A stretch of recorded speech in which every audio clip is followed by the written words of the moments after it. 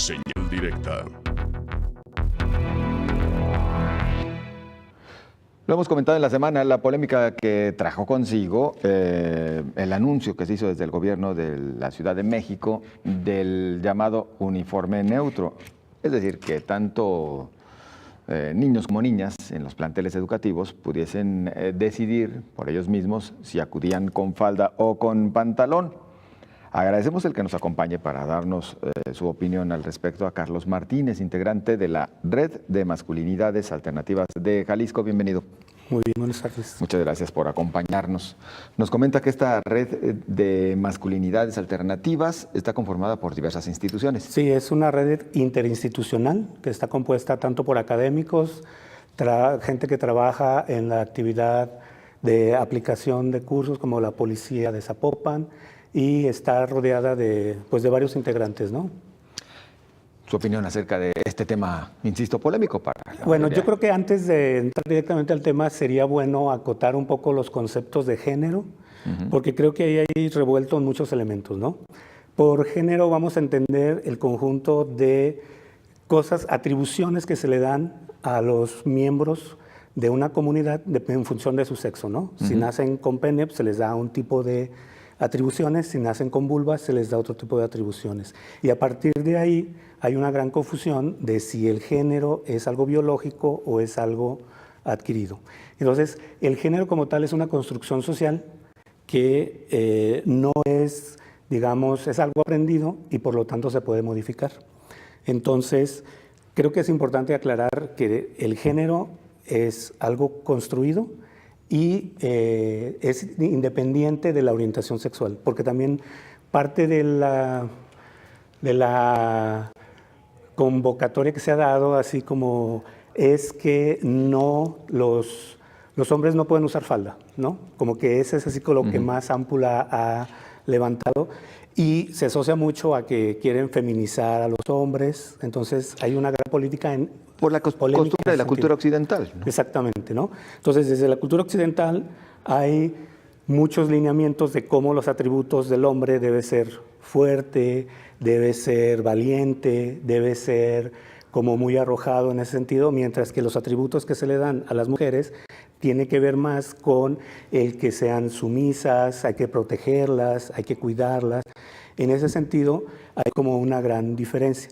El problema, y desde lo que estamos haciendo en la red de nuevas masculinidades, es trabajar exactamente en identificar cuáles son esos factores de riesgo que hace, por ejemplo, que los jóvenes tengan una mortalidad mucho mayor que las mujeres, que tengan muchos más accidentes, fracturas, está alrededor del 80%, es 8 veces más fracturas en hombres jóvenes que en mujeres. Y lo que nosotros pensamos es que no es tanto la cuestión biológica, la debilidad que puedan llegar a tener los huesos de los muchachos, sino que es lo que hacen los hombres, ¿no? Dentro de esos símbolos que se le da o atribuciones que se le da a los niños y a las niñas están, entre muchos otros, los colores, por ejemplo, ¿no? El color azul para los varones, el color rosa para las mujeres, pero eso también tiene mucho significado en cómo se va a relacionar con esos niños. Se hizo un estudio en una maternidad en Estados Unidos y a las niñas se les puso ropa azul y a los niños se les vistió con ropa rosa. Y entonces lo que se encontró es que el cuerpo médico de repente usaba o tenía a los niños como a los que estaban vestidos de rosa más bruscamente y les hablaban más fuerte, aunque eran niñas, y a los que estaban vestidos de azul se les hablaba más fuertemente y a los que estaban vestidos de rosa con más delicadeza. Eso quiere decir cómo esos símbolos que se tienen, de repente no es solamente el puro símbolo, sino es lo que me permite a mí la interacción con esos elementos, ¿no? Con los niños, y que eso, de alguna manera, desde la perspectiva de género, puede dificultar el que haya equidad en cuanto al desarrollo, ¿no? Y regresando a la pregunta de la opinión de los uniformes, pues eso tiene que ver justamente con este tipo de planteamientos. Todavía, en la mayor parte de la República, es obligatorio para las niñas utilizar falda. Solamente hay un día a la semana que ellas pueden utilizar ropa pants, ropa deportiva, todos los demás días tienen que usar falda. Y muchas de las niñas se quejan de que no pueden brincar, por ejemplo, no pueden hacer ciertas actividades, entonces eso se ve limitado en cuanto a su desarrollo. Si queremos poner psicomotriz y otro tipo de oportunidades que puedan tener. Entonces, dado eso, la jefa de gobierno de la Ciudad de México pues impulsó entre otros grupos la posibilidad de que las niñas pudieran elegir si quieren usar falda o pueden usar pantalón, porque hasta ahora es prohibitivo. Entonces, lo único que se hizo es quitar la prohibición de que fueran solamente con falda. Sin embargo, lo que sí hizo ruido más bien es que decían las niñas y los niños pueden elegir llevar falda o pantalón. Es decir, ¿no incluye entonces el planteamiento que los niños elijan si llevan falda? No, claro que sí, pero justamente con ese planteamiento de equidad de género, como las niñas pueden escoger si van con falda o con pantalón, entonces los niños deberían tener el mismo derecho y en ese sentido ellos también tienen el derecho de escoger si van con pantalón o con falda.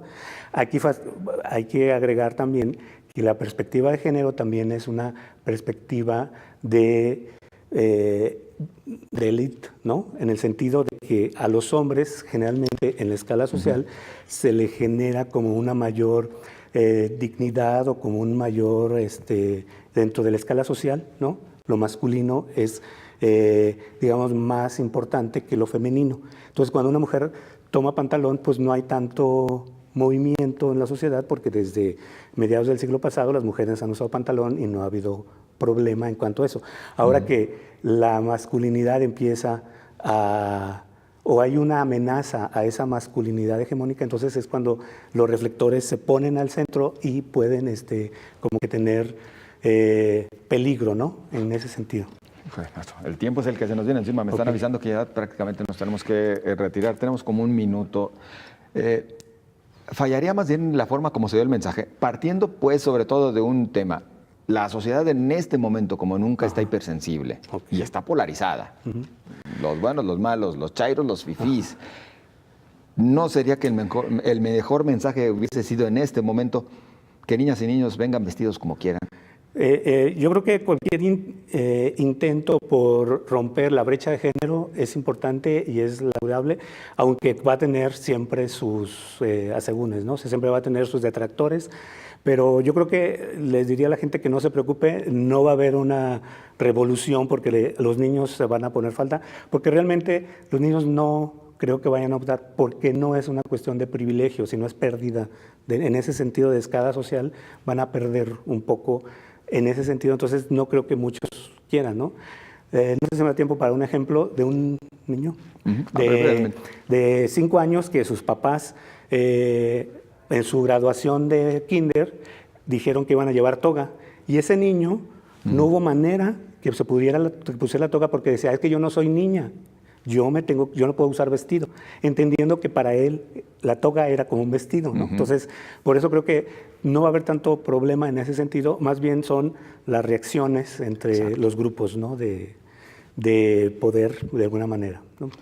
Mucho se nos queda en el tintero, Carlos Martínez, le agradecemos, muy amable.